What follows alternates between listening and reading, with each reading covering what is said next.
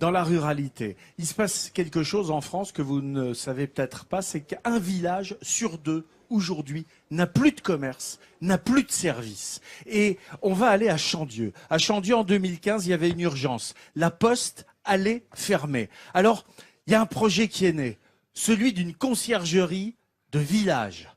Qu'est-ce que c'est une conciergerie de village? C'est juste une idée géniale. 8h30 du matin, Pauline va faire son marché. Pas de rayon ni de chariot pour la jeune fille. C'est Julien, le maraîcher bio, qui va la servir en direct du champ. Il m'en faudrait 4-5 kilos si tu peux des carottes. 4-5 kilos. 5 kilos de carottes, autant de poireaux, mais aussi du céleri. La jeune fille fait le plein.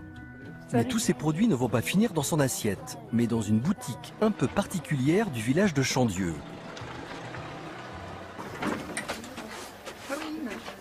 C'est bien passé? Ouais. Et vous allez voir ce que cette boutique a de particulier. Pendant que Pauline s'occupe des légumes, juste à côté, ça récupère des colis, ça poste des lettres, ça emballe même des cadeaux. Bienvenue dans la conciergerie de campagne multiservice. Bonjour, merci. Donc on fait à la fois les services de la poste, une épicerie de produits locaux essentiellement et un petit espace snacking, petite restauration. On fait également tout ce qui est pressing, cordonnerie, gaz, retouches. Cette conciergerie solidaire ramène donc de la vie dans ce village de 1800 habitants. Elle travaille aussi en partenariat avec plus de 40 commerces dans toute la Loire. Et en moins d'un an, cette entreprise est devenue incontournable. Ce qui est intéressant pour moi, c'est la proximité. Et, vous voyez, j'ai encore mes pantoufles. Et en plus, j'ai des produits frais. C'est toujours ouvert, il y a des ouvertures qui sont assez larges. Donc voilà, très intéressant.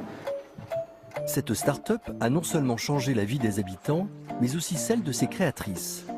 Elles qui travaillaient avant dans de grandes entreprises ont fait le choix de se reconvertir, avec un seul but, donner désormais du sens à leur travail. Ce qui est très intéressant dans ce projet, c'est le travailler, de se lever tous les matins déjà en se disant on fait quelque chose qui va être positif pour la société. Et ce qui est passionnant, c'est le défi. C'était de se dire on peut ramener de la modernité dans de l'authenticité.